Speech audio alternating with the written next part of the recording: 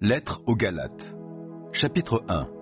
Cette lettre vous est adressée par Paul, apôtre, non par une autorité humaine, ni par l'intermédiaire d'un homme, mais par Jésus-Christ et par Dieu, le Père, qui l'a ressuscité. Avec tous les frères et sœurs qui sont avec moi, je salue les églises de la Galatie. Que la grâce et la paix vous soient accordées par Dieu notre Père et par le Seigneur Jésus-Christ. Christ s'est offert lui-même en sacrifice pour expier nos péchés, afin de nous délivrer du monde présent dominé par le mal. Il a ainsi accompli la volonté de Dieu, notre Père, à qui soit la gloire pour l'éternité. Amen. Je m'étonne de la rapidité avec laquelle vous abandonnez celui qui vous a appelé par la grâce de Christ, pour vous tourner vers un autre évangile, comme s'il pouvait y avoir un autre évangile. Mais il y a des gens qui sèment le trouble parmi vous et qui veulent renverser l'évangile de Christ. Eh bien, si quelqu'un, même nous, même un ange du ciel, vous annonçait un évangile différent de celui que nous vous avons annoncé, qu'il soit maudit. Je l'ai déjà dit et je le répète maintenant. Si quelqu'un vous prêche un autre évangile que celui que vous avez reçu, qu'il soit maudit. Qu'en pensez-vous maintenant? Est-ce la faveur des hommes que je recherche ou celle de Dieu? Mon désir est-il de plaire aux hommes? Si je cherchais encore à plaire aux hommes, je ne serais pas serviteur de Christ. Je veux que vous le sachiez, frères et sœurs, l'évangile que je vous ai annoncé n'est pas le fruit d'une pensée humaine, car je ne l'ai reçu d'aucun homme, personne ne me l'a enseigné. C'est Jésus-Christ lui-même qui me l'a fait connaître par une révélation. Vous avez entendu parler de ma conduite passée quand j'étais adepte du judaïsme. Vous savez avec quel fanatisme je persécutais l'Église de Dieu dans le but de la détruire. Dans la pratique du judaïsme, j'allais plus loin que la plupart des Juifs de ma génération, et j'étais bien plus zélé qu'eux pour les traditions que j'avais reçues de mes ancêtres. Mais Dieu m'avait mis à part dès avant ma naissance, et, dans sa grâce, il m'a appelé à le connaître. Aussi, dès qu'il lui a plu de révéler en moi son Fils pour que je l'annonce aux non-Juifs, je n'ai consulté personne. Je ne me suis même pas rendu à Jérusalem pour rencontrer ceux qui étaient déjà apôtres avant moi. Mais je suis parti pour l'Arabie. De là, je suis retourné à Damas. Ce n'est que 3 ans plus tard que je suis allé à Jérusalem pour faire la connaissance de Pierre, chez qui je suis resté 15 jours. À part lui et Jacques, le frère du Seigneur, je n'ai rencontré aucun autre apôtre. Dieu m'est témoin que je ne mens pas en vous écrivant cela. Ensuite, je me suis rendu dans les districts de la Syrie et de la Cilicie. Mais les chrétiens des églises de la Judée ne me connaissaient pas personnellement. Ils avaient seulement entendu dire « Celui qui, autrefois, nous persécutait, prêche maintenant la foi qu'il voulait détruire. » Et ils louaient Dieu à mon sujet. Galates 2. Ce n'est que 14 ans plus tard que je suis remonté à Jérusalem en compagnie de Barnabas.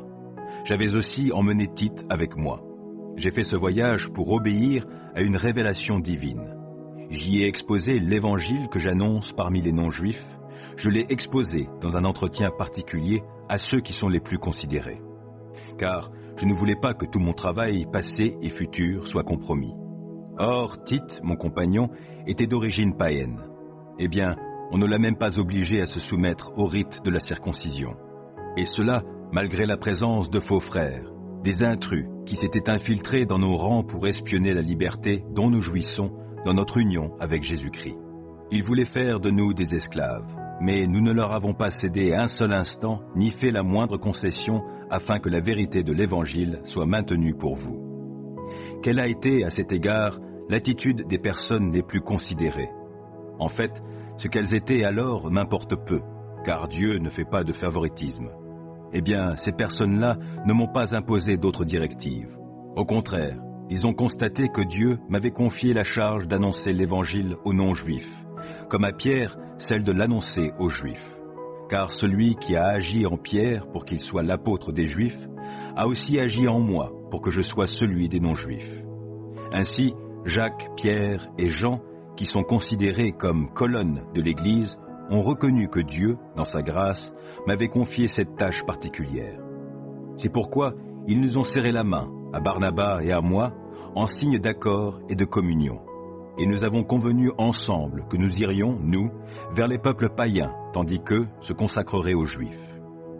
Ils nous ont seulement demandé de nous souvenir des pauvres, ce que j'ai bien pris soin de faire. Mais lorsque Pierre est venu à Antioche, je me suis opposé ouvertement à lui, car il avait tort. En effet, avant l'arrivée de quelques personnes de l'entourage de Jacques, il prenait part au repas commun avec les croyants non juifs. Mais après leur venue, il s'est esquivé et s'est tenu à l'écart parce qu'il craignait les croyants d'origine juive.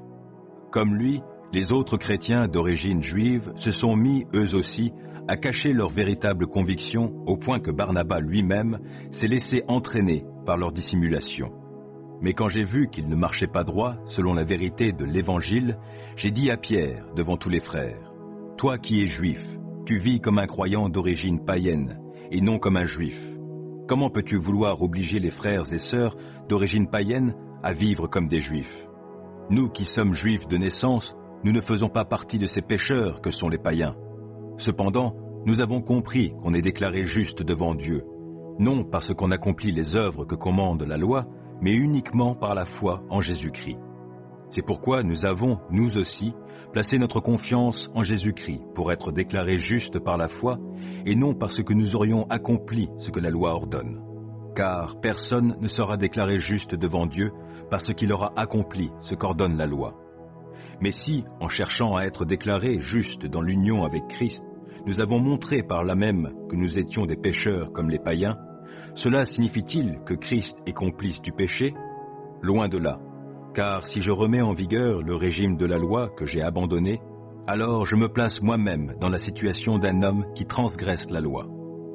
Car c'est par la loi que je suis mort au régime de la loi, afin de vivre pour Dieu. En effet, je suis crucifié avec Christ. Ce n'est plus moi qui vis, c'est Christ qui vit en moi. Ma vie en tant qu'homme, je la vis maintenant dans la foi au Fils de Dieu qui, par amour pour moi, s'est livré à la mort à ma place. Ainsi, je ne rejette pas la grâce de Dieu, car si c'est l'obéissance à la loi qui permet d'être déclaré juste, alors Christ est mort pour rien. Galates 3. Ô Galates insensés, qui vous a envoûtés ainsi? Pourtant, la mort de Jésus-Christ sur la croix a été clairement dépeinte à vos yeux. Je ne vous poserai qu'une seule question. À quel titre avez-vous reçu le Saint-Esprit? Est-ce parce que vous avez accompli la loi ou parce que vous avez accueilli avec foi l'Évangile que vous avez entendu? Manquez-vous à ce point d'intelligence? Après avoir commencé par l'Esprit de Dieu, est-ce en comptant sur les ressources de l'homme livré à lui-même que vous allez parvenir à la perfection? Avez-vous fait tant d'expériences pour rien? Si encore, c'était pour rien. Voyons, lorsque Dieu vous donne son esprit et qu'il accomplit parmi vous des miracles, le fait-il parce que vous obéissez à la loi ou parce que vous accueillez avec foi l'évangile que vous avez entendu, à la manière d'Abraham dont l'Écriture déclare « Il a eu confiance en Dieu et Dieu, en portant sa foi à son crédit, l'a déclaré juste ?» Comprenez-le donc, seuls ceux qui placent leur confiance en Dieu sont les fils et les filles d'Abraham. En fait, l'Écriture prévoyait que Dieu déclarerait les non-juifs justes s'ils avaient la foi. C'est pourquoi elle a annoncé par avance cette bonne nouvelle à Abraham. Tu seras une source de bénédiction pour tous les peuples. Ainsi, tous ceux qui font confiance à Dieu, comme Abraham lui a fait confiance, ont part à la bénédiction avec lui. En effet, ceux qui comptent sur leur obéissance à la loi tombent sous le coup de la malédiction, car il est écrit « Maudit soit l'homme qui n'obéit pas continuellement à tout ce qui est écrit dans le livre de la loi ». Il est d'ailleurs évident que personne ne sera déclaré juste devant Dieu grâce à son obéissance à la loi, puisque l'Écriture déclare « Le juste vivra grâce à la foi ». Or, le régime de la loi ne fait pas dépendre de la foi la justice de l'homme devant Dieu. Au contraire, il obéit à cet autre principe. Celui qui appliquera ses commandements vivra grâce à cela. Christ nous a libérés de la malédiction que la loi faisait peser sur nous en prenant la malédiction sur lui à notre place. Il est en effet écrit « Maudit est quiconque est pendu au gibet ». Jésus-Christ l'a fait pour que, grâce à lui, la bénédiction d'Abraham s'étende aux non-juifs et que nous recevions, par la foi, l'Esprit que Dieu avait promis. Mes frères et sœurs, prenons un exemple de la vie ordinaire. Lorsqu'un homme a rédigé son testament en bonne et due forme, personne ne peut l'annuler ou y ajouter quoi que ce soit. Or, c'est à Abraham et à sa descendance que Dieu a fait ses promesses. Il n'est pas dit « et à ses descendances » comme s'il s'agissait de plusieurs lignées. À ta descendance ne désigne qu'une seule descendance, et c'est Christ. Eh bien, je dis ceci, une alliance a été conclue par Dieu en bonne et due forme à la manière d'un testament. La loi est survenue 430 ans plus tard. Elle ne peut donc pas annuler cette alliance et réduire par là même la promesse à néant. En effet, si l'héritage du salut dépend de l'accomplissement de la loi, il ne repose plus sur la promesse. Or, c'est bien par une promesse que Dieu a accordé sa faveur à Abraham. Mais alors, pourquoi la loi? Elle a été ajoutée pour mettre en évidence la désobéissance des hommes à l'ordre divin et le régime qu'elle a instauré devait rester en vigueur jusqu'à la venue de la descendance d'Abraham que la promesse concernait. Cette loi a été promulguée par l'intermédiaire d'anges et par le moyen d'un médiateur, Moïse. Or, s'il y a eu un médiateur, c'est qu'il y avait plus d'une partie en cause. Mais pour la promesse, Dieu seul est en cause. La loi irait-elle donc à l'encontre des promesses divines? Certainement pas. Ah, sans doute, si nous avions reçu une loi qui puisse procurer la vie aux hommes, alors nous pourrions obtenir d'être déclarés justes par Dieu sur la base de cette loi. Mais voici le verdict de l'Écriture. L'humanité entière se trouve prisonnière de sa culpabilité devant Dieu, afin que le don promis par Dieu soit accordé aux croyants au moyen de leur foi en Jésus-Christ. Avant que soit instauré le régime de la foi, nous étions emprisonnés par la loi et sous sa surveillance, dans l'attente du régime de la foi qui devait être révélé. Ainsi, la loi a été comme un gardien chargé de nous conduire à Christ, pour que nous soyons déclarés justes devant Dieu par la foi. Mais depuis que le régime de la foi a été instauré, nous ne sommes plus soumis à ce gardien. Car par la foi en Jésus-Christ, vous êtes tous fils et filles de Dieu. Car vous tous, qui avez été baptisés pour Christ, vous vous êtes revêtus de Christ. Il n'y a plus ni juif ni non-juif, il n'y a plus ni esclave ni homme libre, il n'y a ni homme ni femme. Unis à Jésus-Christ, vous êtes tous un. Si vous lui appartenez, vous êtes la descendance d'Abraham et donc aussi les héritiers des biens que Dieu a promis à Abraham. Galates 4. Voici ce que je veux dire. Aussi longtemps que l'héritier est un enfant, il ne se distingue en rien d'un esclave. Bien qu'il soit le propriétaire de tout le patrimoine, il reste soumis à l'autorité de tuteur et d'intendant jusqu'au terme fixé par son père. Nous aussi, lorsque nous étions des enfants, nous étions de même asservis aux principes élémentaires qui régissent la vie dans ce monde. Mais lorsque le moment fixé par Dieu est arrivé, il a envoyé son Fils, né d'une femme, et placé par sa naissance sous le régime de la loi, pour libérer ceux qui étaient soumis à ce régime. Il nous a ainsi permis d'être adoptés par Dieu comme ses fils et ses filles. Puisque vous êtes bien ses fils et filles, Dieu a envoyé dans notre cœur l'esprit de son Fils qui crie « Abba », c'est-à-dire « Père ». Ainsi donc, tu n'es plus esclave, mais fils ou fille, et, puisque tu es fils ou fille, tu es héritier des biens promis grâce à Dieu. Mais autrefois, vous ne connaissiez pas Dieu, c'est pourquoi vous serviez comme des esclaves des divinités qui, en réalité, ne sont pas des dieux. À présent, vous connaissez Dieu, bien plus. Dieu vous a reconnu comme sien. Comment se peut-il alors que vous retourniez à ces principes élémentaires, sans pouvoir ni valeur, pour en devenir à nouveau les esclaves? Vous observez les jours spéciaux, les nouvelles lunes, certaines saisons et certaines années. Ah, je crains fort que toute la peine que je me suis donnée pour vous ait été inutile. Mes frères et sœurs, je vous en supplie, devenez comme moi. Ne me suis-je pas moi-même rendu semblable à vous? Vous ne m'avez causé aucun tort. Vous vous en souvenez, n'est-ce pas? C'est une maladie qui m'a donné l'occasion de vous annoncer l'Évangile pour la première fois. Vous auriez pu être tenté de me mépriser ou de me repousser à cause de mon infirmité, mais vous ne l'avez pas fait. Au contraire, vous m'avez accueilli comme si j'avais été un ange de Dieu, ou même Jésus-Christ en personne. Qu'est devenu votre bonheur d'alors? Car, je l'atteste, si la chose avait été possible, vous vous seriez arraché les yeux pour me les donner. Suis-je donc maintenant devenu votre ennemi parce que je vous dis la vérité? Croyez-moi, ces gens-là déploient un grand zèle autour de vous, Mais leurs intentions ne sont pas bonnes. Ils veulent vous détacher de moi pour que vous soyez zélés pour eux.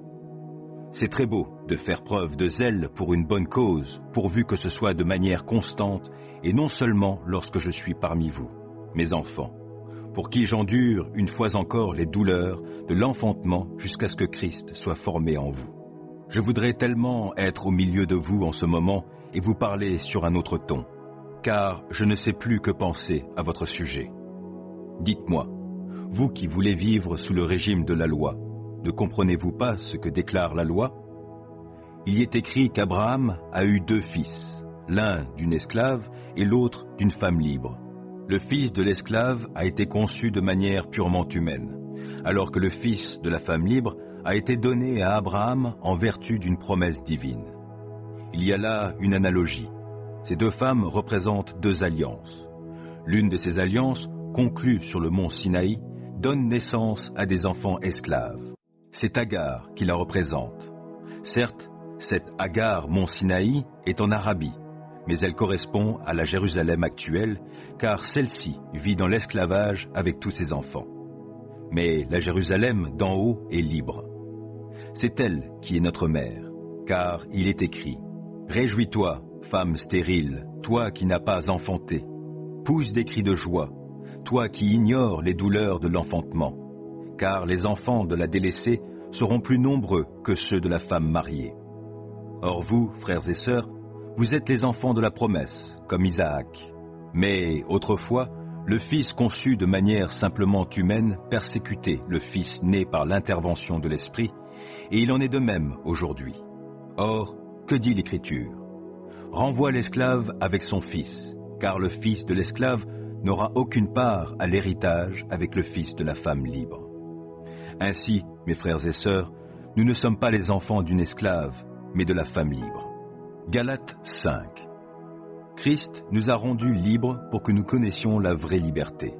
C'est pourquoi tenez bon et ne vous mettez pas à nouveau sous le joug de l'esclavage. Moi, Paul, je vous le déclare, si vous vous faites circoncire, Christ ne vous sera plus d'aucune utilité. Et je l'affirme une fois encore. Tout homme qui se fait circoncire est tenu d'accomplir la loi tout entière. Vous qui cherchez à être déclarés justes par Dieu en accomplissant la loi, vous êtes séparés de Christ. Vous n'êtes plus sous le régime de la grâce. Quant à nous, notre espérance, c'est d'être déclarés justes devant Dieu au moyen de la foi. Telle est la ferme attente que l'Esprit fait naître en nous. Car pour ceux qui sont unis à Jésus-Christ, ce qui importe, ce n'est pas d'être circoncis ou incirconcis, c'est d'avoir la foi, une foi qui agit par amour. Vous couriez si bien. Qui vous a détourné de l'obéissance à la vérité? Une telle influence ne vient en tout cas pas de celui qui vous a appelé. Il suffit d'un peu de levain pour faire lever toute la pâte. Pour moi, voici l'assurance que j'ai à votre sujet à cause du Seigneur.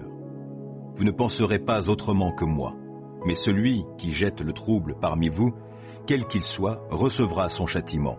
En ce qui me concerne, frères et sœurs, si je prêchais encore la nécessité de se faire circoncire, pourquoi continuerait-on encore à me persécuter?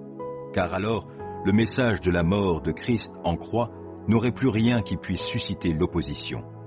Ah, qu'ils se mutilent donc complètement ceux qui sèment le désordre parmi vous.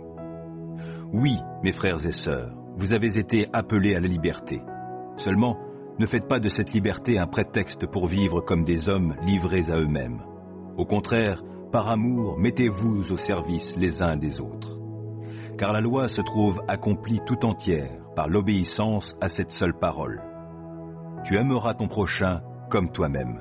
Mais si vous vous blessez les uns les autres, et si vous vous entre-déchirez, prenez garde. Vous vous détruirez mutuellement. Je vous dis donc ceci. Menez votre vie dans la dépendance du Saint-Esprit, et vous n'obéirez pas aux désirs qui animent l'homme livré à lui-même.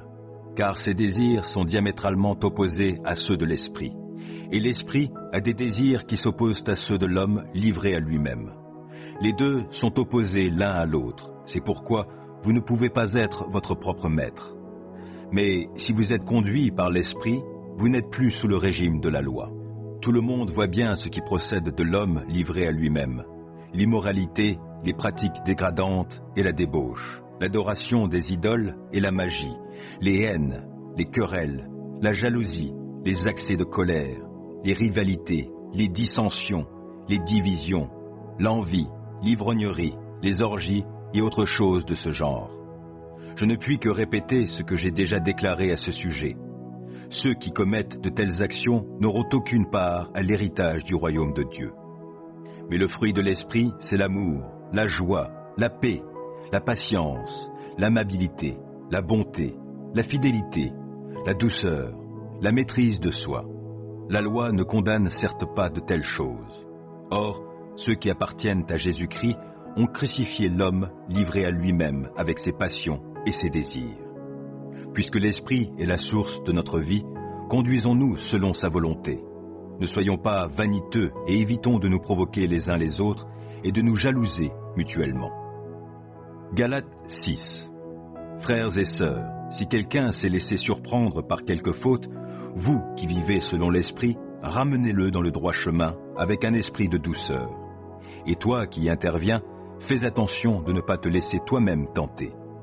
Aidez-vous les uns les autres à porter vos fardeaux. De cette manière, vous accomplirez la loi de Christ. Celui qui s'imagine être quelqu'un d'important, alors qu'en fait il n'est rien, s'abuse lui-même. Que chacun examine ce qu'il accomplit lui-même. S'il y découvre quelque aspect louable, alors il pourra en éprouver de la fierté par rapport à lui-même, et non pas par comparaison avec les autres, car chacun aura à répondre pour lui-même de ses propres actions. Que celui à qui l'on enseigne la parole donne une part de tous ses biens à celui qui l'enseigne. Ne vous faites pas d'illusions. Dieu ne se laisse pas traiter avec mépris. On récolte ce que l'on a semé. Celui qui sème pour satisfaire ses propres désirs d'homme livré à lui-même récoltera ce que produit cet homme, c'est-à-dire la corruption. Mais celui qui sème pour l'esprit moissonnera ce que produit l'esprit, la vie éternelle. Faisons le bien sans nous laisser gagner par le découragement, car si nous ne relâchons pas nos efforts, nous récolterons au bon moment. Ainsi donc, tant que nous en avons l'occasion, faisons du bien à tout le monde, et en premier lieu à ceux qui appartiennent à la famille des croyants. Vous remarquez ces grandes lettres. C'est bien de ma propre main que je vous écris. Ceux qui vous imposent la circoncision sont des gens qui veulent faire bonne figure devant les hommes. Ils n'ont qu'un seul but, éviter d'être persécutés à cause de la mort de Christ sur la croix. Car ceux qui pratiquent la circoncision n'observent pas la loi, eux non plus. S'ils veulent vous faire circoncire, c'est pour pouvoir se vanter de vous avoir imposé cette marque dans votre corps. En ce qui me concerne, je ne veux à aucun prix placer ma fierté ailleurs que dans la mort de notre Seigneur Jésus-Christ sur la croix. Par elle, en effet, le monde dominé par le mal a été crucifié pour moi, de même que moi, je l'ai été pour ce monde. Peu importe d'être circoncis ou non. Ce qui compte, c'est la nouvelle création. Que la paix et la compassion de Dieu soient accordées à tous ceux qui suivent cette règle de vie et à l'Israël de Dieu. Désormais, que personne ne me cause plus de peine, car je porte sur mon corps les cicatrices des blessures que j'ai reçues pour la cause de Jésus. Chers frères et sœurs, que la grâce de notre Seigneur Jésus-Christ soit avec vous tous. Amen.